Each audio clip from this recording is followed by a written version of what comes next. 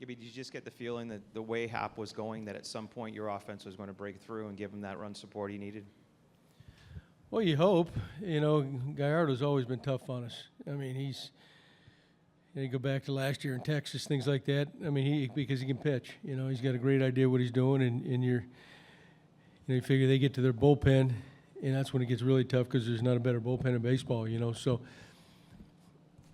Fortunately, we cracked through there and then opened it up. So, but Happ. I mean, I don't think you can say enough good things, not only today but what he's been doing all year. So he was really a dominating outing.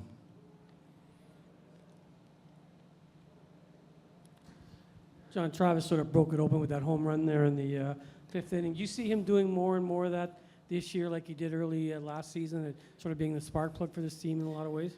Well, yeah, I think Buff. I think that's the kind of player he is, and he's got a little more power than people think. We saw that last year, especially before his injury. I think he was leading our team in home runs and RBIs, things like that. So, yeah, it's in there. I mean, he's not a big guy, but he's power packed, but you know what? He's a good hitter. I mean, he's got a great eye at the plate, and he's got that short swing, and he throws line drives all over the place. And if he catches one right, he's got some surprising power. John, I know there's 2 months left in the season, but today with the crowd, the opponent taking over first place, did it bring back any memories of 2015? No, but you're exactly right. It's 2 months left.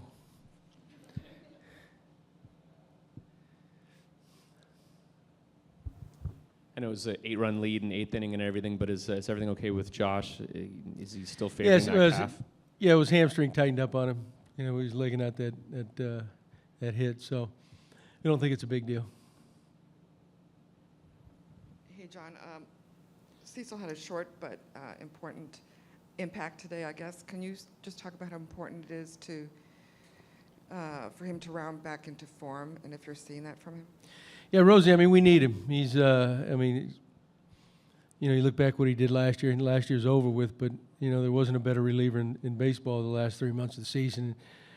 Coming into this year, I mean, he was a vital go-to guy for us, and, he's had his ups and downs, and then he was out a while with the injuries, and, we're starting to see signs of it, returning, because, I mean, he's very valuable to us, not only just to get, so many good left-handed hitters in our league, not only to get those guys, but he's got to get righties too, and, little by little, you're starting to see good signs at him.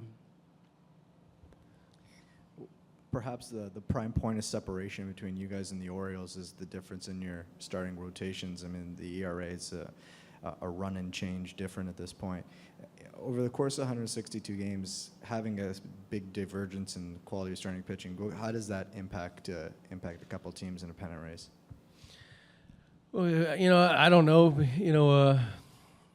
Kansas City won the World Series riding the strength of a bullpen, and I mean, you look over there, Tillman's one of the better pitchers in baseball. Gallardo's always given us fits. Gosman's is on his way to be a hell of a pitcher in this league. So that they got a lot of weapons over there, and then when you get, like I said earlier, their bullpen's as good as anybody. So who knows? And what they do is they slug it, they score runs, and that covers them until they get late in the game. So it's hard to say. Probably in the few years ago and going way back, I think everything was always built around starting rotations. Now, in a lot of ways, the philosophy's changed in baseball when you're forced to do it that way, and nobody has a better bullpen than they do. John, few teams can say they have the type of production in their 8th and 9th spot in the batting order, but can you just talk about what it means to have a Pilar and a Travis hitting 8, 9 in your order every day? Well, that's key, especially the way we stack our lineup.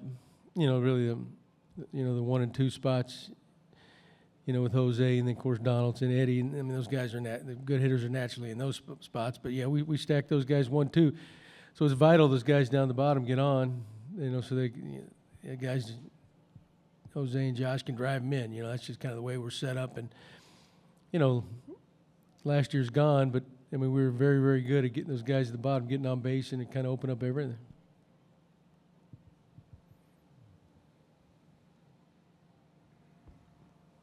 John, Pilar, I think, has 3 two-out RBI hits in this series, and I suppose the odds are with 2 outs you're less likely to score than score. Like, how big is that in the dugout? And you know, they seem to have come at crucial times in these games.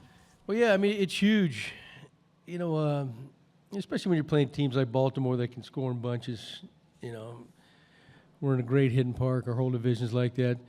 So I've said over and over, you know, you never really feel great. And even they made a run there, you know, in the 8th inning. You know, and you know, we were able to get out of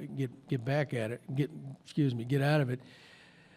But that's why those add-on runs can make a huge difference. You know, one swing of the bat, and it's a totally different game. So, what was your question? 2-out hits. 2-out hits.